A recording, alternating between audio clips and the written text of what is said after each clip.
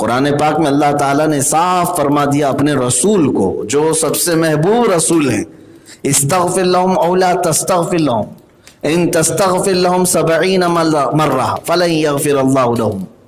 اللہ فرماتا ہے اے رسول آپ ان کے لیے بخشش کی دعا کریں یا نہ کریں، اے رسول اگر آپ ان کے لیے 70 بار بھی بخشش کی دعا کریں اللہ ہرگز نہیں معاف کرے گا۔ کس کو کہہ رہے ہیں رب تعالیٰ؟ رسول کو۔ رسول پاک صلی اللہ تعالیٰ علیہ وسلم کو حکم ہو گیا کہ آپ 70 بار بھی ان کی بخشش کی دعا کریں گے تب بھی اللہ انہیں معاف نہیں کرے گا۔ یہ شرک اتنا بڑا گناہ ہے، کفر اتنا بڑا گناہ ہے۔ اب اس کے علاوہ جو کچھ بھی ہے وہ اللہ جسے جب چاہے معاف فرمائے، وہ رحمان ہے، رحیم ہے۔ بڑے بڑے گناہ معاف کیے جائیں گے، لیکن یہ فضل الہی پر ہے۔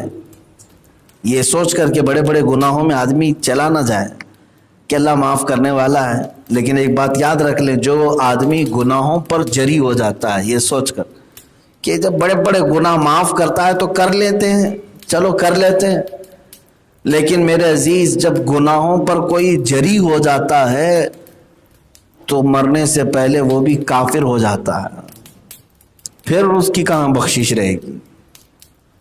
کبھی کبھار ایسا ہو سکتا ہے کہ مرنے سے پہلے اس کا ایمان سلب کر لیا جائے، ختم کر دیا جائے، تو پھر کیا ہوگا؟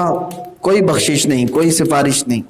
اسی لیے ڈرتے رہو۔ ہاں انجانے میں ہو گئے، چھوڑنا چاہتا تھا پھر ہو گیا گناہ، ایسے گناہوں کو اللہ تعالیٰ درگزر ضرور فرمائے گا۔ اب آگے چلتے ہیں۔ اس آیت کے متعلق میں نے پچھلی تفسیر میں بھی عرض کیا تھا، مغفرت جو ہے معاف کرنے کو کہتے ہیں۔ اب مغفرت جب اللہ فرمائے گا، ایک ہے دیکھیں معاف کر دینا، ایک ہے سوال کر کے پھر معاف کرنا۔ مثال کے طور پر پوچھا جائے گا کیا کیا کیا تم نے، یہ سوال تو ہو گیا، تمہارے پاس برابر حساب کتاب دینے کا جواب تھا نہیں، اس میں تخفیف کی گئی، یہ بھی ایک طرح کی بخشش ہی ہے، معافی ہے، لیکن ہو سکتا ہے اس میں کافی لمبی دیر تک کھڑا کیا جائے۔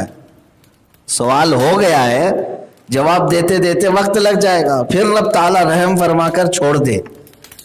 ایک بخشش یہ ہے، اور ایک بخشش یہ ہے کہ پوچھا ہی نہیں جائے گا، سوال ہی نہیں، کیوں ایسا کیا تھا، نہیں، مٹا دیا ہم نے۔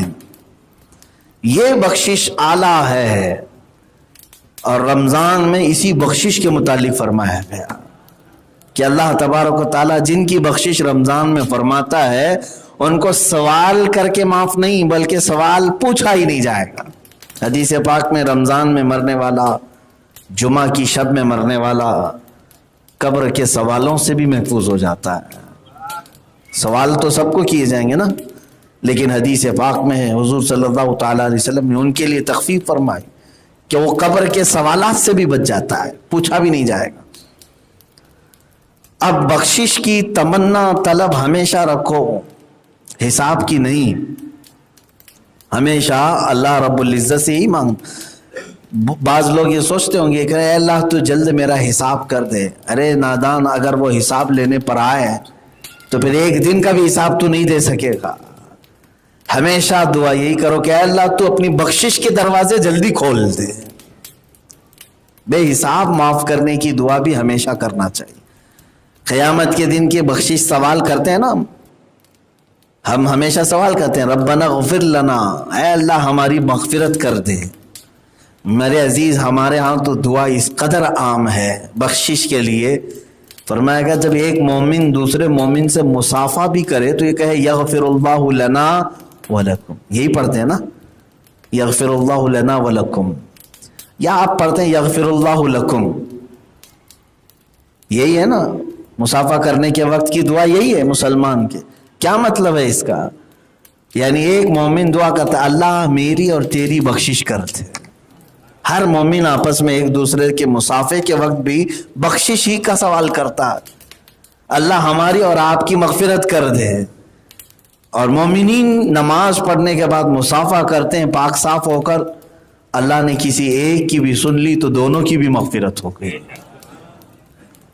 مصافحہ کرنے والے ایک دوسرے میں سے کسی ایک کی بھی قبول ہوئی تو دونوں کی بھی اللہ مغفرت فرمائے گا، کیونکہ دعا اس نے دونوں کے لیے کیا ہے، اللہ ہماری اور تمہاری مغفرت فرمائے۔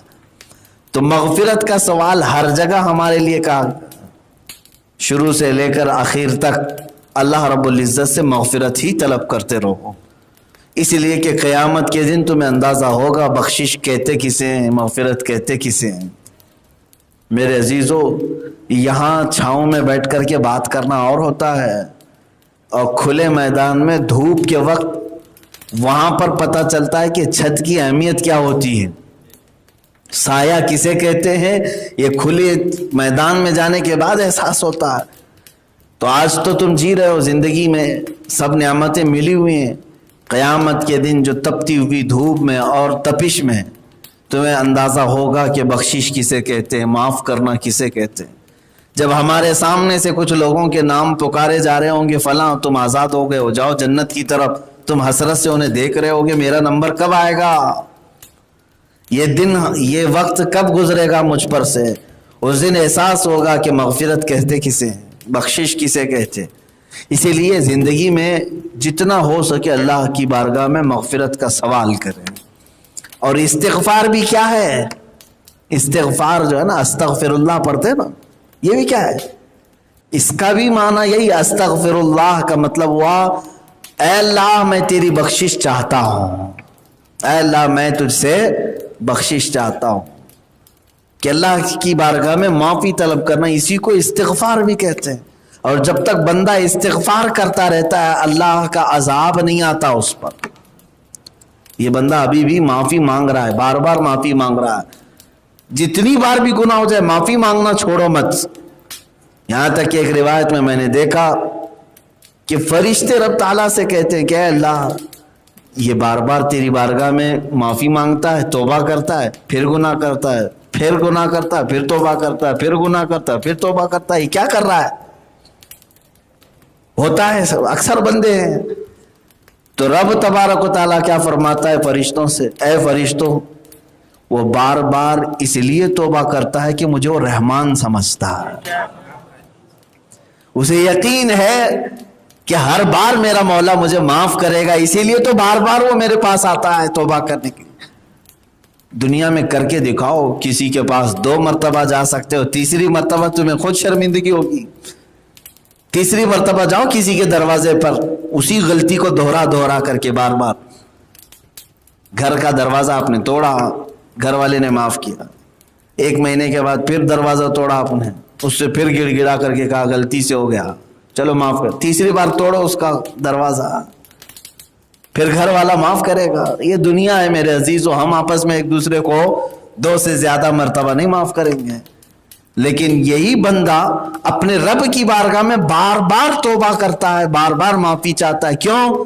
اس کے دل میں یہ بات چھپی ہوئی ہے، یہ بندے ہیں جو معاف نہیں کرتے، وہ رحمان ہے، وہ رحمان ہے۔